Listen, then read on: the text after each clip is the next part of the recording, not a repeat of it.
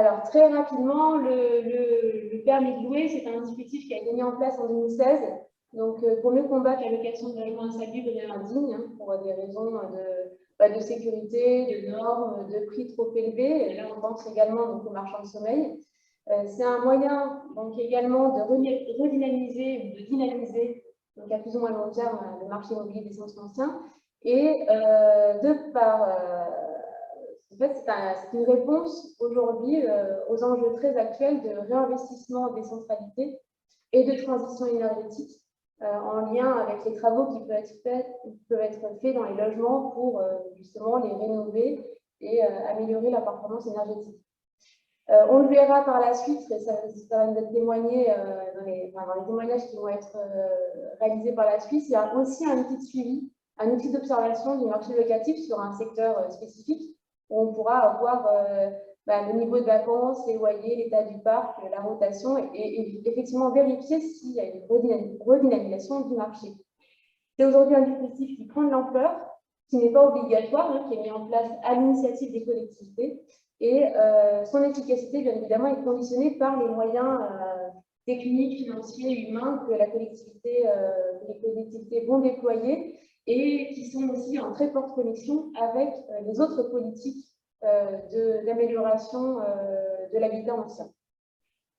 Donc, une définition qui va être ensuite qui va être beaucoup plus poussée, vous allez le voir avec l'intervention de l'ADIL. Donc, le permis de louer, c'est un dispositif qui est issu de la loi ALUR qui vise à lutter contre le mal logement en permettant aux communes d'appliquer des mesures de contrôle des biens mis en location.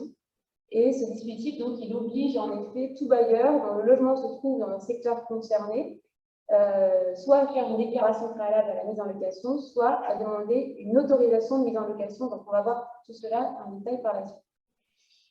Donc, avec nous, nous avons aujourd'hui nos deux experts, nos deux intervenants sur le sujet, qui vont nous parler plus en détail du permis de louer.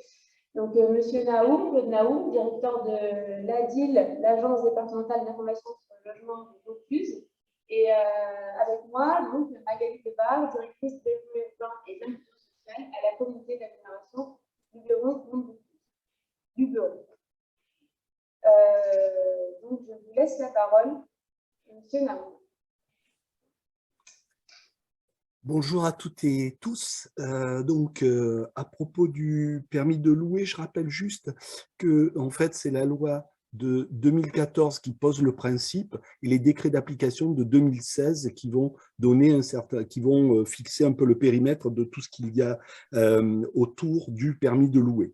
Ce permis de louer, globalement, permet aux collectivités de délimiter des zones dans lesquelles la mise en location d'un logement sera soumise à une demande d'autorisation préalable ou à une déclaration. Et ce qui fixe clairement l'objectif, c'est de renforcer le contrôle par les collectivités des conditions de sécurité et de salubrité des logements du parc privé.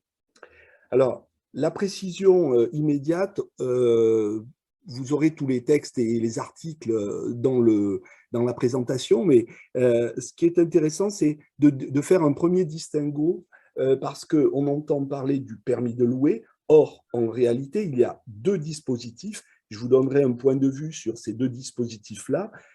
D'une part, l'autorisation préalable de mise en location, d'une part, et d'autre part, la déclaration de mise en location. On verra que les formalités sont à peu près identiques avec une référence, ou une référence ou une coordination avec le PDLHPD, avec le PLH, etc. Sur les CERFA à mettre en œuvre, on a des CERFA identiques quasiment identiques pour les deux situations. Et en tout état de cause, le choix de l'une ou de l'autre procédure ainsi que les modalités de mise en œuvre, le choix de la procédure et les modalités sont à la discrétion et à l'appréciation des établissements, des EPCI, voire des communes lorsqu'elles décident de se saisir de ce dispositif-là. Donc, Ces deux dispositifs concernent d'une part la location à usage de résidence principale vide ou meublée. Seule la mise en location ou la relocation d'un logement est visée. La reconduction, le renouvellement de location ou l'avenant au contrat de location n'est pas soumis à l'obligation de déclaration. Alors, ce qui nous paraît aujourd'hui avec un tout petit recul, parce que les premières collectivités à mettre en œuvre les décisions des collectivités dans notre territoire sont assez récentes. Donc, ce qui paraît intéressant, c'est d'une part les zones concernées. Donc, il y a un gros travail en amont concernant le territoire qui va être concerné par l'une ou l'autre des procédures. Et d'autre part, je le disais tout à l'heure, la prise en compte de l'objectif de lutte contre la LHI, la cohérence avec le PLHPD et le PLH.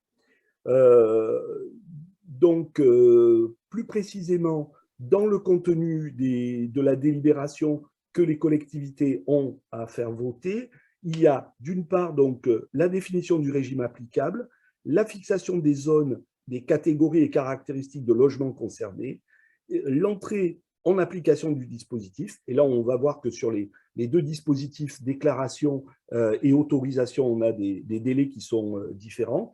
Et puis, on a l'indication du lieu et des modalités de dépôt de la déclaration. Et là, on est quasiment sur le même dispositif.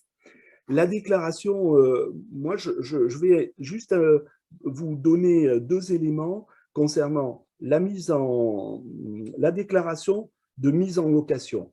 Alors, spontanément, à la lecture des dispositifs, ce dispositif-là me paraît adapté parce que, dans un premier temps, il permet de fixer un périmètre sans avoir des contraintes précises sur la mise en œuvre aussi bien des ressources humaines à mobiliser, voire des fonds à mobiliser, puisque en réalité, c'est une déclaration. Donc, il n'y a pas a priori de contrôle, mais la collectivité a l'ensemble de l'information sur les mises en location. L'intérêt de ce dispositif-là me paraît être de prendre dans un premier temps, encore une fois, la température sur le territoire et peut-être à terme de basculer vers un régime d'autorisation. Parce qu'en réalité, la difficulté pour les collectivités, c'est évidemment de préciser le périmètre d'intervention, notamment en matière d'autorisation. Donc, on sait que ces dispositifs, les deux dispositifs, déclaration et autorisation, ont été mis en œuvre, ont été préparés pour justement que les collectivités appréhendent la bonne adéquation entre le dispositif et les territoires concernés. D'où la réflexion en amont d'un périmètre pour lequel les collectivités vont avoir à réfléchir, à raisonner avant que d'aller à l'autorisation en tant que telle. Je pense que ce qui a pu peut-être créer un peu de confusion, c'est le fait que, d'une part, on est sur, dans le langage courant, permis de louer, sous-entendu autorisation de louer. Or, en réalité, il ne faut pas oublier le dispositif de déclaration. Et moi, j'invite vraiment les collectivités à réfléchir sur les deux dispositifs. La deuxième chose qui nous apparaît aujourd'hui encore un peu compliquée, mais peut-être que Magali le précisera ou nos autres invités le préciseront, c'est qu'en réalité, la question qui tourne autour de l'habitat en tant que tel nécessite une réflexion et une prise en compte technique de l'ensemble des éléments qui composent un habitat acceptable et autorisé à la location. Et donc, ceci correspond un petit peu à une difficulté que nous voyons aujourd'hui. Alors, bien sûr, il y a des organismes qui sont mobilisés comme Soleia et qui ont l'habitude de cela, mais je pense que l'appréhension par les collectivités doit vraiment être pris en compte de ce point de vue-là. Autre élément qui, pour moi, mérite une attention un peu particulière, et qui est prévu dans les deux dispositifs, ce sont des recours que peuvent faire les bailleurs, notamment quant au refus que la collectivité pourrait elle-même adresser parce que ça ne correspond pas aux critères d'habitat sain que l'on veut mettre à la location, et donc on peut avoir une contestation, notamment de ce point de vue-là.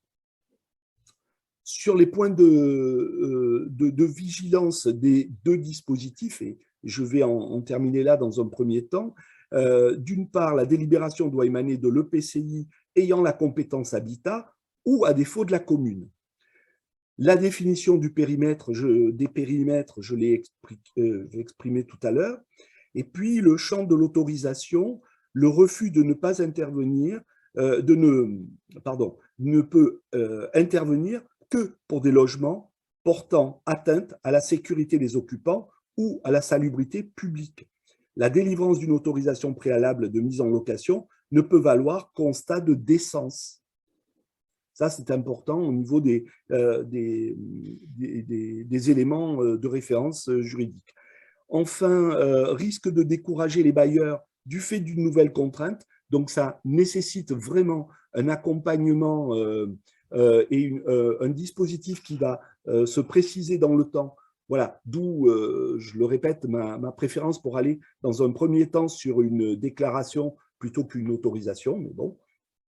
Et enfin, l'information des bailleurs et des locataires pour favoriser la bonne compréhension sur les dispositifs mis en place. Voilà, ça, ce seraient les 4-5 points de vigilance par lesquels je terminerai ma courte présentation, en sachant que j'ai écrit beaucoup plus de choses dans le PowerPoint, donc ce sera à votre disposition, bien évidemment. Voilà, merci.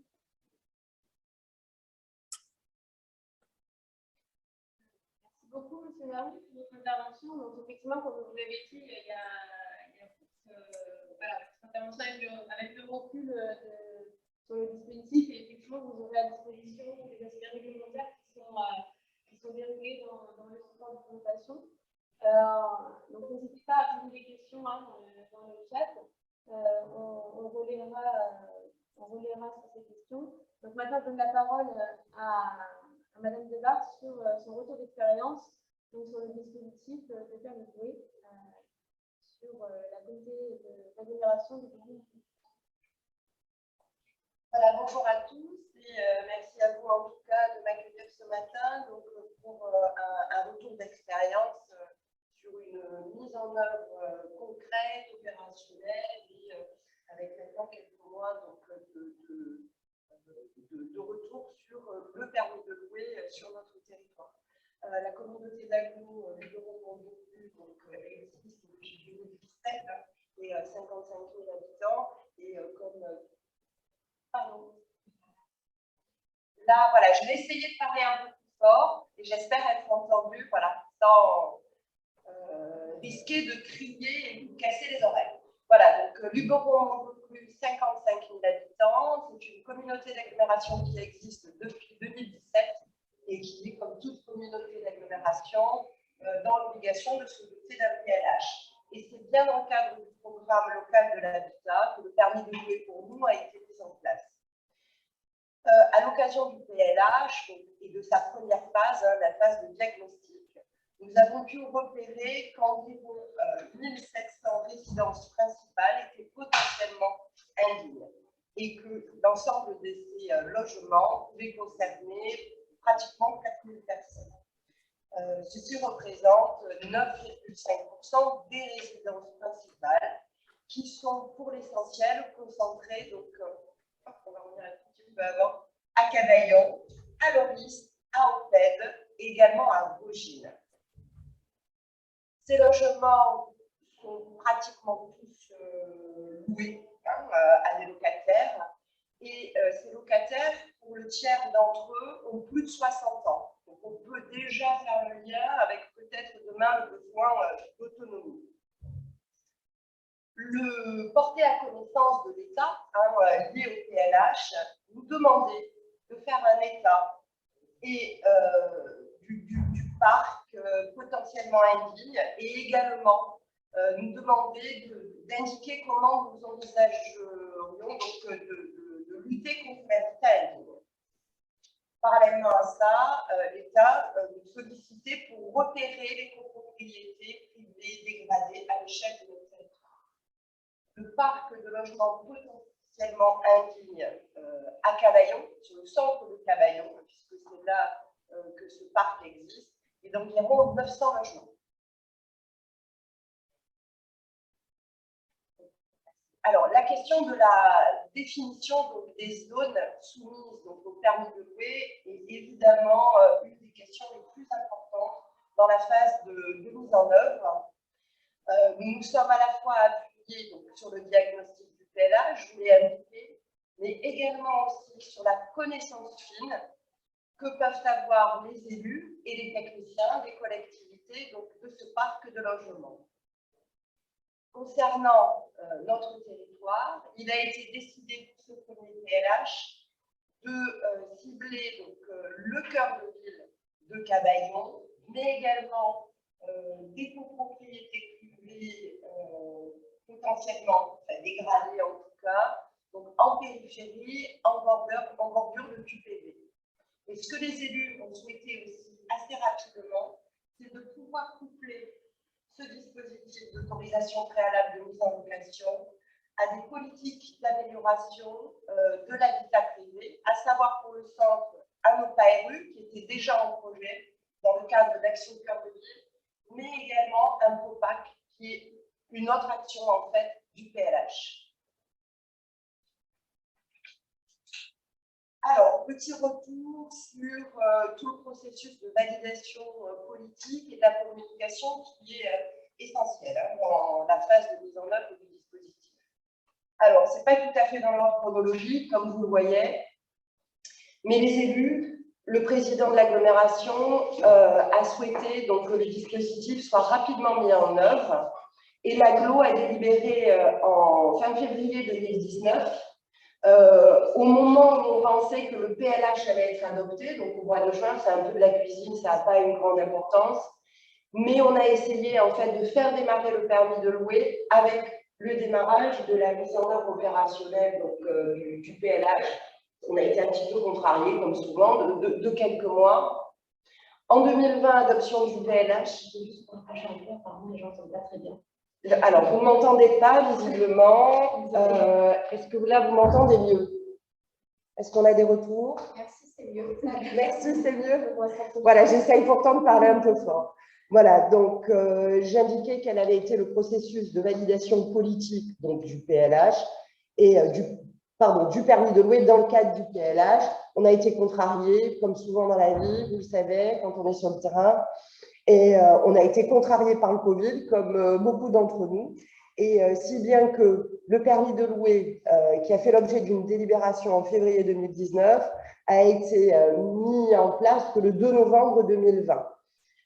Après une réunion publique importante, car on a accueilli à peu près 200 propriétaires et professionnels donc, de l'immobilier, donc à Cavaillon, voilà, qui ont pu venir écouter quel était l'objectif de notre politique publique, mais aussi nous faire part de leurs craintes.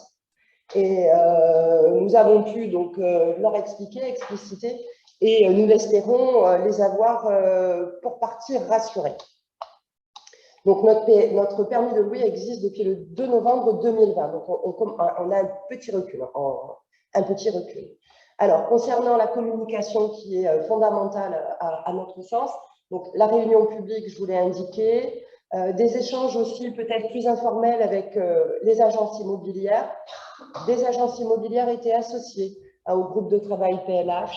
Et ensuite, des éléments de com beaucoup plus classiques, la diffusion d'un flyer dédié au permis de louer, mais aussi une page dédiée donc, sur le site de l'agglomération, où on va pouvoir retrouver le flyer, les CERFA, une foire aux questions et les coordonnées de l'équipe, hein, puisque nous avons donc une adresse mail équipe permis de louer, où on peut nous contacter, nous appeler. On a quelqu'un qui répond en permanence tous les jours, en fait, hein, sur les questions de permis de louer.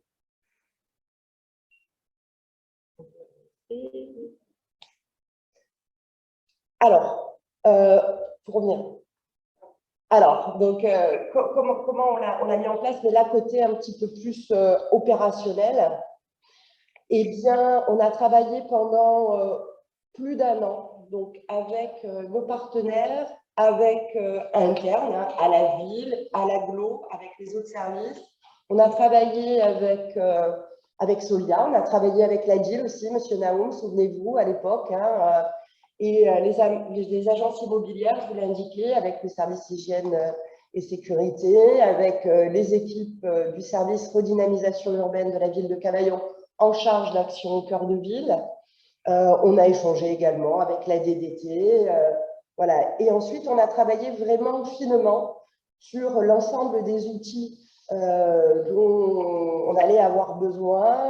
Alors, ça peut être des courriers types, ça peut être comment les propriétaires pourront déposer leur demande de permis de louer, d'autorisation préalable de mise en location, l'ensemble des pièces à fournir. Et on a travaillé aussi, puisque nous avons fait le choix, on le verra tout à l'heure, donc de recourir à un prestataire via un marché public, et bien de bien compter les délais maximum de chaque phase d'instruction pour pouvoir alors apporter une réponse dans le mois, hein, qui nous est offert pour pouvoir répondre par les textes, mais pas seulement, puisque l'une des commandes politiques et à l'égard des équipes, c'est bien de répondre le plus vite possible pour ne pas gêner et entraver la mise en location des biens. Et nous essayons d'être le plus réactif possible avec des délais très très courts, 48 heures donc pour un contact par le prestataire pour fixer une date de visite, une visite dans les 10 jours et un rapport formalisé envoyé donc, au propriétaire à nouveau dans les 10 jours. Ça, ce sont les délais maximum. En vrai, nous allons beaucoup plus vite, hein, et les réponses sont beaucoup plus rapides. On a défini, M. Naoul en a parlé tout à l'heure, donc le cadre de conformité donc, des logements qui s'appuie sur l'ensemble des textes, donc d'essence, mais aussi sur le code de la santé publique, le code de l'habitat, et pour vraiment noter tout ce qui est vraiment incontournable en matière de sécurité et de salubrité. Nous avons une trame en fait hein, de visite des logements unique et ce serait du contrôle visuel hein, qui est réalisé donc par notre opérateur et nous nous appuyons donc sur des photos hein, dans le cadre des rapports. Alors, petit retour chiffré. En 2021, environ 180 demandes déposées, 168 visites. Donc, certains propriétaires, après avoir déposé, nous ont indiqué qu'ils faisaient des travaux et certains ont renoncé. Voilà, donc ce qui explique un peu cette différence. 141 rejets sous condition donc, de travaux préconisés par l'opérateur. 32 contre-visites suite à ces rejets, 32 autorisations. Alors, pour l'essentiel, les motifs de rejet, donc d'autorisation, eh bien, c'est souvent des éléments liés à la sécurité, des absences de garde-corps dans les logements, sur les balcons, des problèmes de ventilation et liés à des installations de gaz dans les cuisines notamment, ou la ventilation tout simplement des pièces humides, des anomalies sur les systèmes électriques et ou de gaz. Concrètement, on a un peu de logement vraiment dans des états catastrophiques. Alors, le permis de louer, M. Naoum l'a indiqué tout à l'heure, nous permet de capitaliser des informations et des éléments de connaissance plus fines sur le parc de logement, sur le centre-ville de Cavaillon, mais aussi sur les copropriétés dont je vous ai parlé tout à l'heure.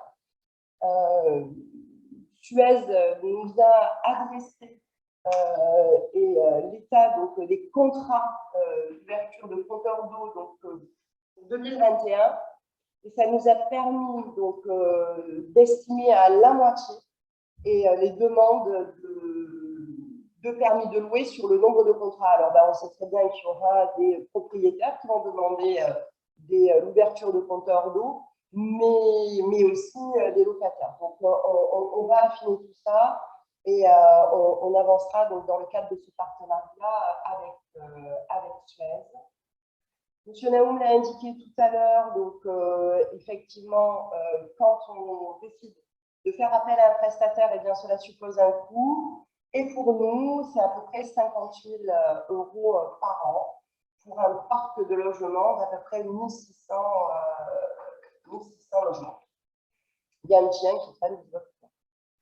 Voilà, nous avons, pour être complète, un recours actuellement donc d'un bailleur qui regrette le fait que nous ayons présenté donc, le permis de louer comme étant une mesure de lutte contre l'habitat indigne et il estime que son logement n'est pas indigne. Voilà, donc le rapport reprochait en fait un élément de sécurité, une hauteur de garde-corps sur son balcon. Je ne suis pas très inquiet, mais voilà. Alors, les points de vigilance, le cas observé, eh bien, je l'ai indiqué tout à l'heure, c'est répondre le plus vite possible. Et ça, c'est quasiment un engagement qu'on a pris à l'égard des bailleurs. Enfin, c'est un engagement que nous avons pris à l'égard des bailleurs. Également à l'égard des professionnels de l'immobilier. Nous travaillons de manière régulière avec une dizaine d'agences et elles peuvent en témoigner. Donc, nous répondons vraiment très rapidement. Et les réponses viennent très vite. On n'attend pas forcément la formalisation du rapport quand l'autorisation est possible. Notre prestataire nous en informe, nous envoyons un petit mail et voilà, ça évite d'attendre à avoir le rapport formalisé, signé, la lettre d'autorisation signée du président. Donc on est vraiment le plus rapide possible et c'est important. Et on se garde aussi un petit peu de souplesse donc, dans le traitement des dossiers. Par exemple, en cas de hauteur de garde-corps, on se satisfait d'une visite faite en régie par nous, parce que ça, on est capable de mesurer avec un mètre. Moi, j'y arrive. Donc, voilà. Certains bailleurs nous envoient des photos pour que nous puissions attester donc, de petits travaux réalisés de mise en conformité. Voilà, donc on se garde un petit peu de souplesse. Et voilà, j'ai précisé tout à l'heure que le coût était de 50 000 €. J'aurais dû à ce moment-là préciser. On a un tiers de TP donc pour le suivi administratif et financier que nous assurons donc au quotidien au sein de l'équipe. Voilà, donc sur notre territoire, on a bien fait le choix de l'autorisation préalable de mise en location après une réflexion qui a été menée donc, par les élus dans le cadre du PLH. C'était un souhait. Hein, et après avoir pu obtenir le retour d'expérience de deux villes, hein, Montauban et on a un petit lien avec Montauban pour ceux qui suivent l'actualité cavaillonnaise et Fournier. Voilà, je pense en avoir terminé. Peut-être des axes de progrès. Encore mieux partager la donnée donc, sur les logements avec les autres services donc, de la commune concernée. Hygiène et sécurité, urbain, le service donc, qui est en charge donc, Action Cœur de Ville et le service de dynamisation urbaine. Mais comme j'en assure la direction dans le cadre d'une mutualisation avec la ville de Cavaillon, mon poste depuis le début d'année, ça devrait faciliter les choses. Voilà, mais aussi avec d'autres partenaires, notamment le guichet unique porté par la DIL. Et je voudrais aussi indiquer rapidement tout à l'heure, on va essayer de voir comment mieux cibler les bailleurs qui n'auraient pas déposé donc, de demande de permis de louer. Voilà, j'en ai terminé, merci. Merci beaucoup pour ce retour d'expérience très riche. Du coup, effectivement, quand il y a quelques années déjà mises en place, ça permet d'avoir déjà un bilan qui marche un petit peu. Alors, on passe au temps de débat, de questions. Alors, on a déjà relevé une question. Préalablement, en fait, on a aussi sur le territoire de Vaucluse, il y a d'autres EPCI, d'autres collectivités en fait, qui ont, pas que EPCI, pardon, collectivités qui ont mis en place le dispositif. Et en fait, on souhaitait aussi avoir un peu leur retour d'expérience très rapidement. Alors, notamment, Lucie Périol de la CPRO est là. Ce qui nous entend, voilà, il y avait quelques éléments sur ton retour d'expérience sur la mise en place du dispositif qui vient d'être, voilà, qui va démarrer. Et donc, avoir un peu des conseils sur les arbitrages à faire quand on choisit de mettre en place un dispositif. C'est une démarche assez longue. Je suis là. Est-ce que vous m'entendez bien? Oui, on t'entend. Bon, parfait. Et en fait, quand vous vous rapprochez, ça va mieux, mais sinon, vous êtes un peu loin. C'est vrai qu'on n'entend pas super bien. Donc, moi, je vais essayer de faire rapide, du coup, sur donc, le retour d'expérience de la CCPRO sur la mise en œuvre de ce dispositif. Un petit récap très rapide sur nous, le cheminement, comment ça s'est passé. Donc oui, donc l'historique de prise de décision sur notre territoire, ça vient de plusieurs choses. On a la commune de Caderousse qui avait pris une délibération pour la mise en œuvre du permis de louer. On avait un dispositif qui avait été aussi évoqué dans le cadre des travaux sur le PLH et dans le cadre d'une convention d'OPA. Donc, c'est un dispositif voilà, qui était dans les tuyaux depuis un petit moment et l'élément déclencheur, ça a été la délibération prise par la commune de Caderousse qui a permis en fait de lancer un peu plus précisément le sujet sur le territoire. Et donc, du coup, assez rapidement, il a été décidé de le mettre en œuvre sur deux communes intéressées de la CCPRO, c'est-à-dire Orange et Caderousse. Les différentes grandes étapes, on va dire différents arbitrages qui se sont imposés à nous, ça a été dans le premier temps le choix du dispositif. Alors, je ne vais pas trop y revenir parce que M. Naïm a déjà détaillé tout ça, mais c'est vrai que nous, on a directement décidé de passer à la demande d'autorisation et pas à la déclaration. Peut-être parce qu'en fait, on n'a pas eu de grosses discussions sur les périmètres, étant donné qu'on avait une OPA sur le territoire. On a trouvé ça intéressant de caler en fait, le périmètre du permis de louer sur le périmètre de l'OPA.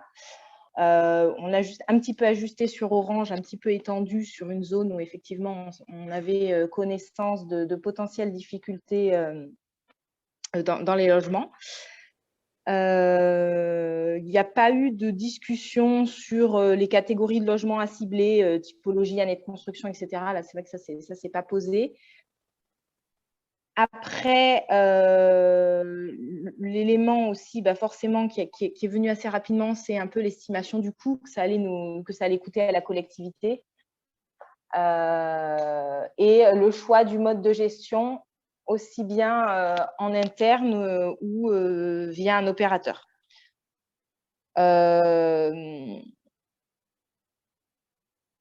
C'était difficile à calibrer, même si on a certains chiffres. J'ai fait plusieurs calculs. On avait un estimatif à peu près de 300 dossiers sur une année.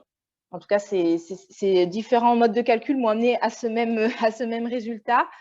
Mais c'est vrai qu'on ne savait pas comment ça allait nous arriver en termes de timing, etc. Donc, il a été préféré, dans un premier temps, de solliciter un opérateur pour les visites. Voilà, ce qui permettait de répondre le plus rapidement possible à toutes les sollicitations, sachant que c'est une équipe qui est plus solide que si on a juste une personne au sein de notre service qui fait toutes les visites. Donc voilà le deuxième choix qui a opéré. Et après, c'était plus, avant de prendre la délibération, il a fallu aussi caler tout ce qui était procédure de dépôt des autorisations vu que c'est géré par la CCPRO, mais qu'il y a 2 communes qui sont concernées. Voilà, il a fallu voir pour que ça puisse être dématérialisé, etc. Et il a aussi été décidé, ce qui est assez rare, je crois, enfin en tout cas de ce que mes recherches ont donné, de faire payer en fait cette demande aux administrés. Donc, voilà, donc ça a nécessité une organisation complémentaire, notamment la mise en place d'une régie. Voilà, ça a engendré d'autres points un peu annexes sur la mise en place du dispositif. Une fois tous ces choix donc arrêtés, on a pris la délibération, donc c'était en fin octobre 2021 pour une mise en œuvre au 1er juin. Non, c'était mi-novembre, pardon, 2021 pour une mise en œuvre au 1er juin. Et donc le temps des 6 mois qui a été j'ai perdu mon mot, pardon, occupé à tout ce qui est document type, procédure, mise en place de la procédure d'instruction, voilà, formalisme un peu de tous les documents et évidemment la campagne de communication. Donc il y a des courriers qui sont partis à tous les propriétaires des périmètres. Et on a fait aussi une réunion publique, alors uniquement à destination des professionnels de l'immobilier. Le contexte ne nous permettait pas de faire une grosse réunion publique et on a mis en place pour pouvoir essayer de répondre un peu aux demandes des particuliers, des permanences d'accueil, d'information, donc 2 fois par semaine, une sur rendez-vous et une sans rendez-vous.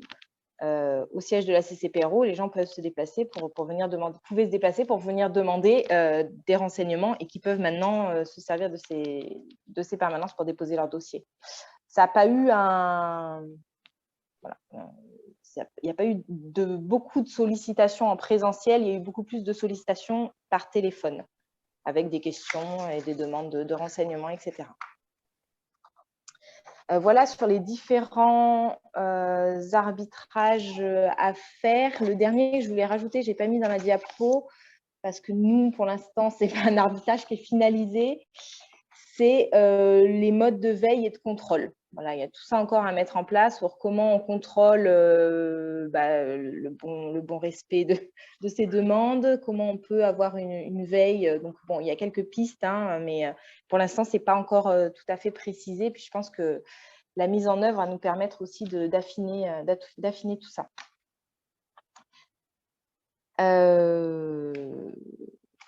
Donc, la prochaine diapo, finalement, j'ai fait les 2 diapos en l'une. C'était les différents choix. Et, tu as répondu un cours de effectivement, dans les arbitrages. En fait, tu sais, après, on va diffuser de toute façon le support, donc tout le monde aura accès aux éléments qui sont donnés ici. Oui, j'avais récapitulé en fait tous nos choix, mais du coup, j'en ai parlé en direct. Donc c'est bon pour moi, à part s'il y a des questions ou des précisions nécessaires. Ok, merci beaucoup Lucie. Alors on avait juste, comme le temps nous a un petit peu compté, il y avait juste aussi également une intervention de l'île sur la Sorgue, si vous êtes là. Alors il y a peut-être juste nous faire un retour surtout sur, parce que vous avez fait un choix qui est un peu différent. Vous avez fait le choix de mener au niveau de la gestion, de le faire en interne et de ne pas avoir d'opérateur. Et donc si jamais vous pouvez nous faire juste ce petit retour d'expérience. Vous êtes là. Oui, bonjour. Vous m'entendez? Enfin, vous nous entendez? Oui. C'est bon? Ok. Donc, nous, on a une direction Petite Ville de demain, au sein de laquelle il y a donc l'habitat. Moi, je vais juste rapidement introduire. Du coup, le choix a été fait de gérer ce dispositif en régie. Et donc, c'est ma collègue en charge de l'habitat et du logement, Séverine Leblanc, à côté de moi, qui s'occupe de mettre en œuvre ce dispositif. Donc, on peut dérouler si vous voulez. Voilà, je te laisse la parole, Séverine. Donc, effectivement, bonjour à tous. On a délibérément fait le choix de la régie parce qu'on reste une commune encore à taille humaine où il était possible de faire des visites rapides. Donc, en gros, pour faire la procédure rapidement, les personnes viennent nous déposer en mairie sur la boîte mail ou par téléphone leur dossier. J'instruis très rapidement les diagnostics. Je leur donne une date de visite dans la semaine et la visite se fait dans les 15 jours qui suivent le dépôt du dossier. On a fait aussi le choix d'éviter de faire des arrêtés sous réserve parce que ça engendre pas mal de problématiques et une lourdeur administrative. Donc, quand on va faire la visite, on leur dit, voilà, il y a ça et ça qui ne va pas en termes de travaux. On vous enverra l'arrêté que quand vous aurez refait les travaux. Donc, il y a une contre-visite ou des photos si vraiment les personnes sont loin ou qu'il n'y a pas d'administrateur derrière ou de mandataire. À partir de là, on leur envoie l'arrêté par mail. C'est énormément dématérialisé, donc ça va très vite. On n'a pas de problématique en termes de délai, de temps pour instruire les dossiers. La seule problématique qu'on rencontre, c'est de pouvoir cibler les bonnes personnes parce que 3/4 du temps, ceux qui viennent nous voir, c'est les agences immobilières et c'est peut-être 15% du parc où ce sont les propriétaires en direct. Mais forcément, c'est des appartements qui sont quasiment, il n'y a rien à dire, quoi. Nous, ce qu'on aimerait cibler, c'est les marchands de sommeil. Et ce n'est pas eux forcément qui viennent nous solliciter pour avoir le permis de louer. Donc, la problématique, c'est comment les cibler, par quel biais on pourrait avoir les bonnes données et pouvoir avoir accès à ces logements. Donc là, la prochaine communication, nous, c'est directement vers les locataires en leur expliquant que le permis de louer à Lille peut être demandé au même moment que le bail pour avoir accès au logement, puisque si on repart dans la décence ou le RSD, les dossiers sont sur le logement et pas sur le locataire. Donc, une fois qu'il est inhabité, la procédure s'arrête. Donc, nous, on aimerait vraiment, on a à cœur de vouloir cibler ces personnes-là et c'est très, très compliqué. On aurait aimé travailler peut-être avec un partenariat plus important de la CAF. Donc voilà, nous, sinon franchement, on n'a eu que des bons retours positifs. Je veux dire, les agents immobiliers jouent énormément le jeu, les notaires aussi. On nous sollicite souvent pour savoir quelle démarche il faut faire dans le cadre d'une vente à gestion locative. On a eu très peu de retours négatifs des propriétaires pour le moment. Alors, on va voir le périmètre. Donc, pour l'instant, effectivement, on a centré le périmètre sur le cœur de ville. Ça représente à peu près 450 logements. On estime en avoir fait à peu près la moitié, avec des relocations qui commencent, puisqu'il y a un turnover assez important, donc des relocations qui nécessitent une lourdeur administrative un peu moins lourde, puisqu'on ne fait pas forcément de contre-visite s'il n'y a pas eu, si les diagnostics sont toujours bons, s'il n'y a pas eu de travaux. Donc, on renvoie simplement un arrêté de relocation. Voilà. La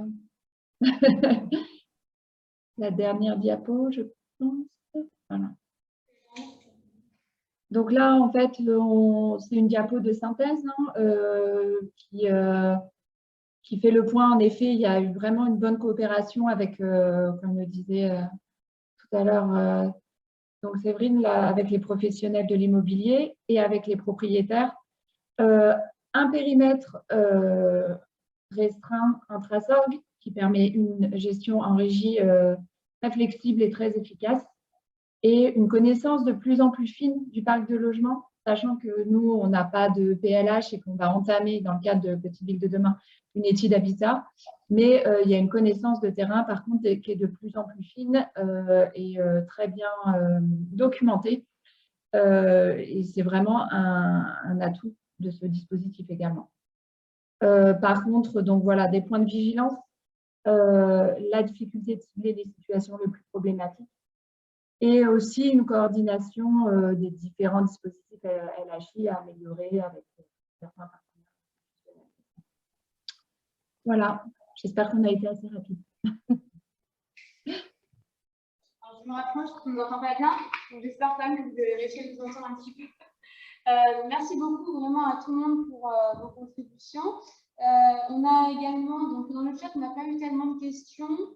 On a eu une information de Nadine Bugard et de la DDTM. Voilà. Donc, si jamais vous voulez prendre la parole, ou sinon j'essaie de retraduire. Donc, ce qui a été indiqué, c'est que ces textes n'ont pas rendu la visite de logement obligatoire et il n'existe pas d'assises juridiques pour facturer les visites réalisées. Et donc voilà, si jamais vous voulez compléter ces propos ou s'il y a d'autres questions qui veulent être posées. Oui, est-ce que vous m'entendez? Oui. Bon, bonjour.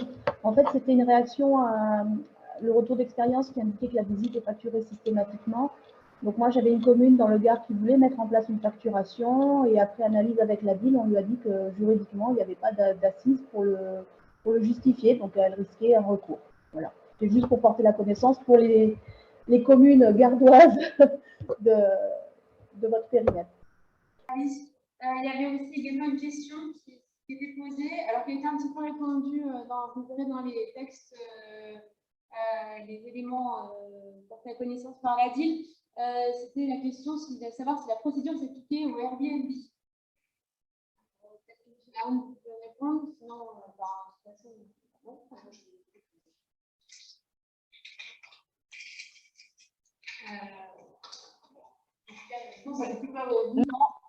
résidence principale. Alors, je ne suis pas juriste comme la ville, mais en tout cas, dans le cadre des recherches en amont de la mise en place du permis de louer, j'avais noté que les bailleurs sociaux n'étaient pas concernés, ni les locations saisonnières.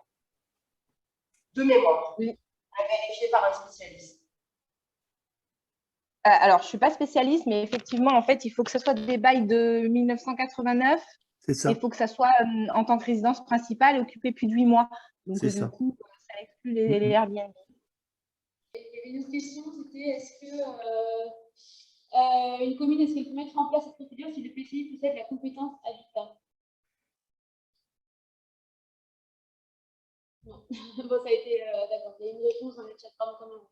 Donc, il y a une réponse dans le chat qui disait que non.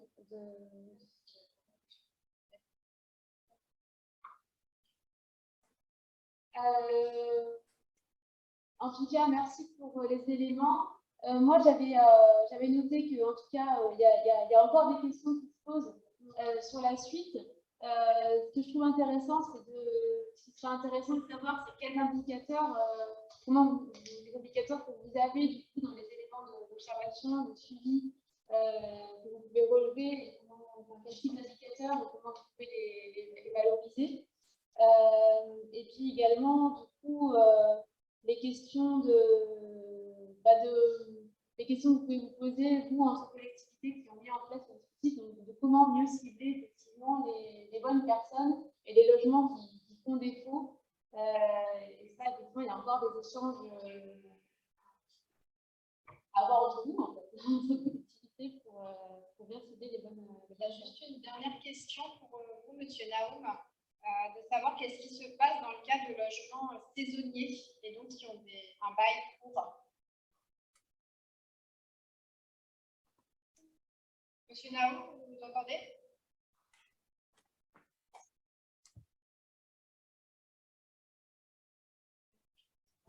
Ou la DIL du Gard, peut-être? Ah, vous n'avez pas votre micro activé?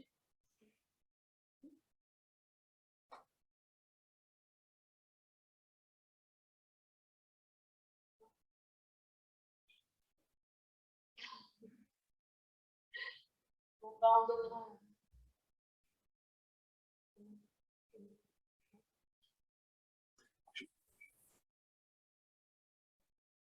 Je vous entends, Monsieur Naoum, quand vous parlez.